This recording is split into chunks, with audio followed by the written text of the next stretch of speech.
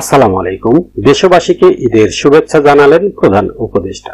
প্রিয় দেশবাসী, কোরবানির পশুর চামড়া থেকে অর্জিত আয়ে দরিদ্র আত্মীয় পরিজন, প্রান্তিক জনগোষ্ঠী ও দেশের লক্ষ লক্ষ মাদ্রাসা শিক্ষার্থী উপকৃত হয়। পবিত্র ঈদুল আজহা উপলক্ষে বাংলাদেশ সহ বিশ্বের সব মুসলিম জনগোষ্ঠীকে শুভেচ্ছা জানিয়েছেন প্রধান উপদেষ্টা প্রফেসর ডক্টর মোহাম্মদ ইউনূস।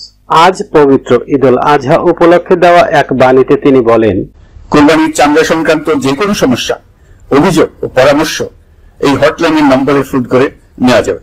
পবিত্র ঈদুল আজহা উপলক্ষে বাংলাদেশ সহ বিশ্বের সব মুসলিম জনগোষ্ঠীকে জানাই শুভেচ্ছা এবং ঈদ মোবারক। প্রধান উপদেষ্টা বলেন, মুসলমানদের অন্যতম বৃহত্তম ধর্মীয় উৎসব পবিত্র ঈদুল আজহা।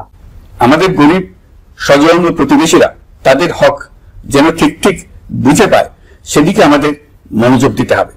মহান আল্লাহর প্রতি গভীর আনুগত্য ও চরম ত্যাগের অনুপম নিদর্শন। হযরত ইব্রাহিম আলাইহিস সালাম মহান আল্লাহর সন্তুষ্টি লাভের জন্য প্রিয় সন্তান হযরত ইসমাইল আলাইহিস সালামকে কুরবানি করতে উদ্যত হন। এই দৃষ্টান্ত অনুসরণ করে সারা বিশ্বের মুসলমানগণ ঈদুল আজহায় পশু কোরবানি দিয়ে থাকে। আল্লাহর নিকট আত্মসমর্পণ ও আত্মদানের এই সুমহান দৃষ্টান্ত কিয়ামত পর্যন্ত বিশ্ববাসীর কাছে অনুকরণীয় ও অনুসরণীয় হয়ে থাকবে। তিনি বলেন, ঈদুল আজহা মানুষকে শান্তি, ত্যাগ ও সাম্য শেখায়। মুসলমানগণ কোরবানিকৃত পশুর গোশত গরিব, আত্মীয় স্বজন ও দুস্থদের মধ্যে বিলিয়ে দিয়ে সবাইকে সৌহার্দ্য ও ভ্রাতৃত্বের বন্ধনে আবদ্ধ করেন।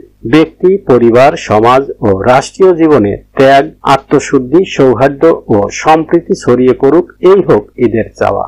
পবিত্র ঈদুল আজহার ত্যাগের শিক্ষা নিজেদের ভেতর ধারণ করার আহ্বান জানিয়ে প্রফেসর ডক্টর মোহাম্মদ ইউনূস বলেন, আসুন জুলাই গণ অভ্যুত্থান পরবর্তী নতুন বাংলাদেশকে একটি বৈষম্য মুক্ত, সুখী, সমৃদ্ধ ও শান্তিপূর্ণ বাংলাদেশ হিসেবে গড়ে তুলি। ঈদুল আজহার এ দিনে প্রধান উপদেষ্টা মহান আল্লাহর কাছে বাংলাদেশের উত্তরোত্তর সমৃদ্ধি ও উন্নতি প্রার্থনা করেন।